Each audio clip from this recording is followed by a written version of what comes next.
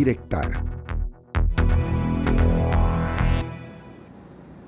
Todo niña y niño tienen derecho a la educación. Eso es lo que establece la Convención de las Naciones Unidas sobre los Derechos del Niño, y el objetivo de la educación es permitir al niño desarrollar su potencial en la mayor medida posible y aprender a respetar los derechos humanos y las libertades fundamentales. Eso es lo que se establece desde este alto organismo internacional, y para hablar precisamente de este derecho saludamos en la línea telefónica a la doctora, a través de la vía del Zoom, disculpe usted, la doctora Itzia Yanuen Goyaz Núñez. Ella es directora de Mexicanos Primero Jalisco. Itzia, ¿cómo le va? Buenas noches, bienvenida. Hola, muy buenas noches, Belén. Muchas gracias por la invitación y me encanta que estemos en este marco del Día de la Niñez, pues hablando de este tema tan importante, las niñas y los niños. Así es, Itzia, ¿por dónde partir en torno a este tema? Y me parece que quizá sería primero conocer dónde estamos parados, de qué dimensión es este derecho y si realmente se está cumpliendo con nuestras infancias aquí en Jalisco. Correcto y totalmente de acuerdo contigo, Belén. Como bien mencionabas, desde la Convención de los Derechos de las Niñas y los Niños queda estipulado este principio del interés superior de la niñez. ¿Qué quiere decir esto? Que todos los gobiernos de los países que suscriben este convenio, pues deben regirse por este principio. Y eso significa que todas las leyes y todas las acciones, todo lo que hacen los gobiernos, debe estar supeditado a este interés superior de la niñez. Eso se traduce en su desarrollo integral, y ese desarrollo integral se establece a través de al menos estos 4 derechos: el derecho a la salud, a la nutrición, a la educación y al sano esparcimiento, ¿no? Ese es como el gran marco. Esto también queda estipulado en la Constitución, en el artículo 4, y bueno, muchas de las cosas que se hacen en los gobiernos tienen esta finalidad. En México tenemos también pues la ley de la defensa, de la protección, perdón, de los derechos de las niñas y niños. ¿Qué sabemos? Y esa es la gran pregunta. Por eso es tan importante conocer las evaluaciones, conocer la información en torno a todos estos ámbitos, ¿no? Los de salud, nutrición, educación, etcétera. Sabemos, por ejemplo, que en el Plan Estatal de Gobernanza y Desarrollo de este estado, el tema del desarrollo integral de la niñez es una de las temáticas especiales, y que sí consideran varias acciones, etcétera. Sin embargo, creo que todavía es importante conocer cómo estamos. Específicamente me referiré al derecho a la educación. Tenemos, por ejemplo, datos posteriores a pandemia. Secretaría de Educación Jalisco hizo un gran esfuerzo en levantar la prueba Planea aquí en el estado, y encontramos, bueno, nada que nos sorprenda, porque a nivel internacional, pues la pandemia les afectó a las niñas y niños en sus conocimientos, en sus aprendizajes académicos, de manera global y generalizada estoy hablando, ¿no? Y estos datos se levantaron en 2021. Sin embargo, a la fecha no tenemos conocimiento de nuevas evaluaciones, y sí me parece que es muy relevante saber qué datos más precisos, más oportunos tenemos, ¿no? Todo esto, Belén, pensando en justo identificar qué es lo que necesitamos hacer como gobiernos, pero también como sociedad, para que nuestras niñas y niños pues vean cabalmente cumplimentado este derecho, ¿no? Y defendido por nosotros, por la sociedad. Pero sí necesitamos más información para saber cómo estamos.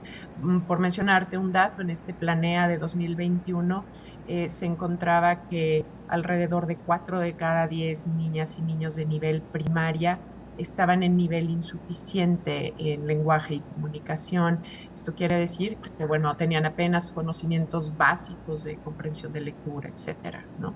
Entonces, sí es importante que como ciudadanos también nos preguntemos y les pidamos a nuestras autoridades cómo están estos derechos de las niñas y niños. Ámbito, insisto, educación, nutrición, salud y también el acceso a una vida sin violencia, al sano esparcimiento.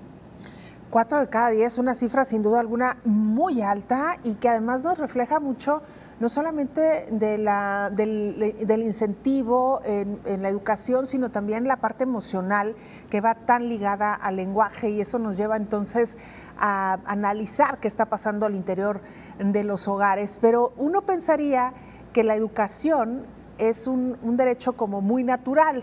Un niño a medida que va creciendo, pues va a la escuela y parece ser un paso como muy natural. Sin embargo, no es así.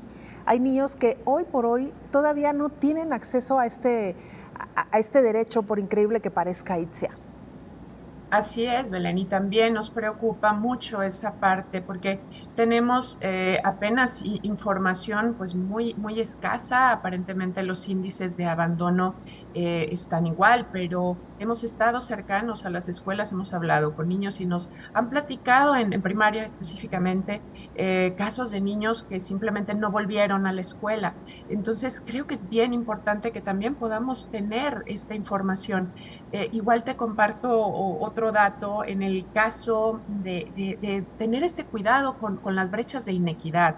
Este dato que te proporcionaba es como un dato general, pero si hacemos una comparativa entre el número de alumnos que en escuelas privadas tienen los niveles uno y 2, que son insuficiente y básico, o sea que es lo más bajo del nivel planea.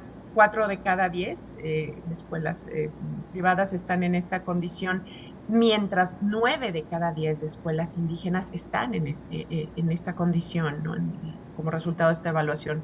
Entonces, la inequidad y cómo la pandemia también nos reflejó estas brechas entre los niños que que pudieron tener el acceso a una computadora o a un celular con internet y pudieron estar conectados, y qué gran privilegio que tuvieron también en casa quien les acompañara, etcétera, pero no fue así en todos los casos, y también eso es lo que queremos señalar. ¿Qué pasa con estos otros niños que son como los invisibles, ¿no? Hay grupos que se encuentran en condiciones de alta vulnerabilidad, de marginación, y es tan importante primero voltear a mirarlos. Sí, sabemos que son minoría y que es muy probable que estén al interior del Estado.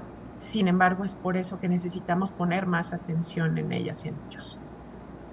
Claro, y sobre todo esto que mencionabas desde el primer planteamiento, las secuelas que nos ha dejado la pandemia en el ámbito educativo, no solamente es el rezago que ya veníamos arrastrando de años o décadas atrás, sino lo que vino a sumar la pandemia, que hoy por hoy están enfrentando grandes retos al interior de las escuelas precisamente por este rezago que agudizó aún más la pandemia. Y Itzia, por último, y aprovechando los últimos minutos que nos quedan de charla, ¿qué recomendación a los padres o a la autoridad, al entorno en general, para garantizar o por lo menos intentar que nuestros niños realmente tengan acceso a este derecho de la educación?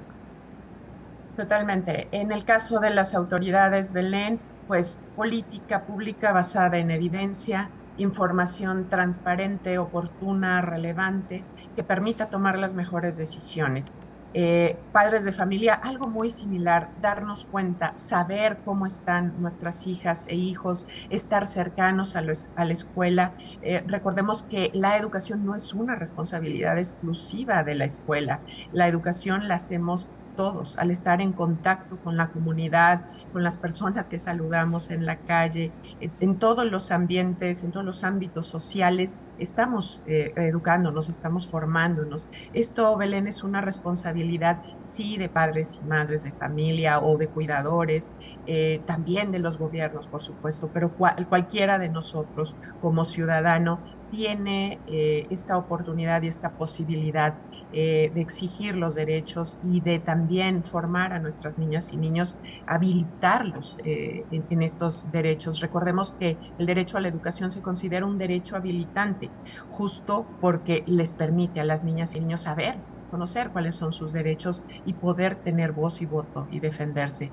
Creo que una recomendación muy básica sería que las escuchemos, que los escuchemos, que entendamos cuáles son sus necesidades y dejar un poco a un lado la mirada adultocéntrica y única, ir por políticas transeccionales que partan de diagnósticos, de evidencia y que permitan que diversos organismos, diversas disciplinas participen de la toma de las mejores decisiones en beneficio de ellas y de ellos, porque como bien mencionabas, el aspecto socioemocional fue muy golpeado y ese es un aspecto, la emoción, que es condición para el aprendizaje, es decir, un niño que emocionalmente no está al 100, por así decirlo, pues también va a tener problemas para aprender. Entonces, esto es una tarea en la que creo que todos desde nuestros ámbitos, ustedes como medios, nosotros como sociedad, podemos participar, ¿no? Tengamos y pongamos a las niñas y a los niños al centro. Si hay que celebrarlos, si hay que hacer fiesta, por supuesto, si hay que darles cosas, pero más allá de eso, hay que acompañarlos, hay que escucharlos, hay que vigilar que estos derechos se cumplan. Con este último mensaje nos quedamos porque será tema quizá de otra conversación, la revisión del estado socioemocional de nuestros pequeños, que me parece esa es la raíz de muchos de los problemas que hoy por hoy estamos enfrentando como sociedad. Itzia, te agradecemos mucho esta conversación. Muy buenas noches. Ha sido un gusto, Belén. Muchas felicidades a las niñas y niños y saludos a cada uno de quienes nos están viendo. Así es, muy buenas noches. Es la doctora Itzia Yanuen Goyaz Núñez.